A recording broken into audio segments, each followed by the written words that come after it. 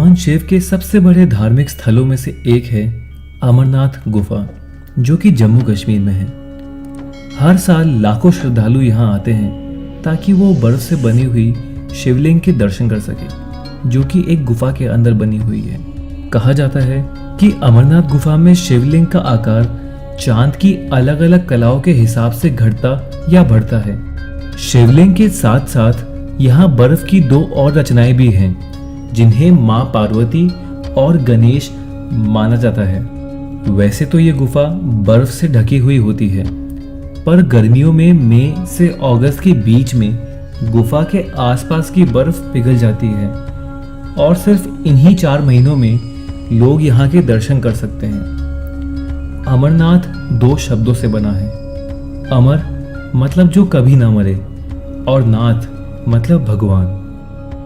इस गुफा को ये नाम इसीलिए मिला क्योंकि ये वो गुफा है जहाँ भोलेनाथ ने माँ पार्वती को अमर होने का रहस्य बताया था। हमारे पुराणों के मुताबिक इस कहानी की शुरुआत तब हुई जब माँ पार्वती ने शिवजी से पूछा कि वो मुंड की माला क्यों पहनते हैं। तब शिवजी ने उनसे कहा कि हर बार जब भी पार्वती जी जन्म लेती है तब वो माला में एक और मुंड यानी कि सर जोड़ देते हैं। तब पार्वती जी ने शिवजी से पूछा कि मुझे हर बार नए रूप में आना पड़ता है और सालों तपस्या करने के बाद आप मुझे मिलते हो, मेरा इतना मुश्किल इम्तिहान क्यों?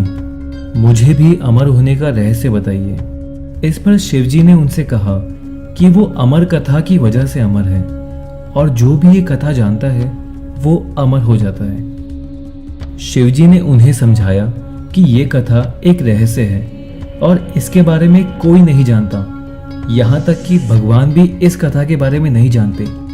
सिर्फ त्रिदेव यानी कि ब्रह्मा, विष्णु, महेश ही इस पवित्र कथा को जानते हैं। लेकिन अमर कथा सुनने के लिए पार्वती जी के जोर देने पर शिवजी मान गए और उन्होंने एक गुप्त जगह चुनी जहां कोई भी प्राणी ना हो, और वो जगह थी अमरनाथ गुफा।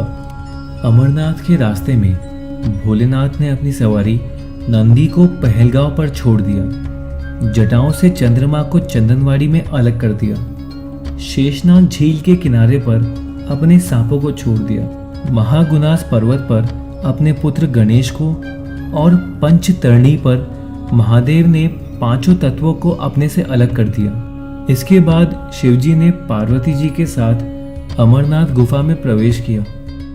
शिवजी ने अपनी समाधि ली और अमर कथा सुनाने लगे।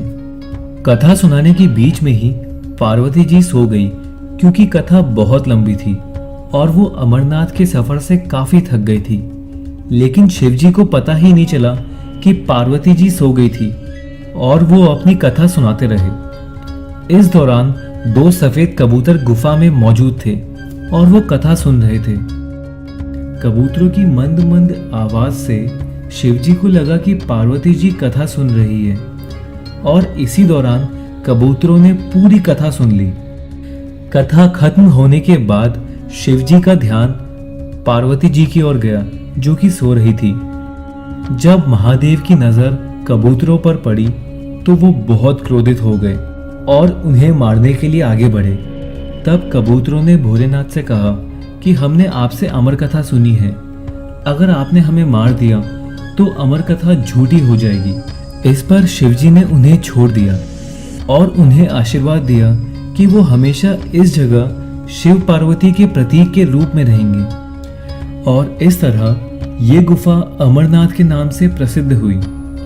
कहते हैं कि आज भी इन दोनों कबूतरों के दर्शन भक्तों को गुफा में होते हैं।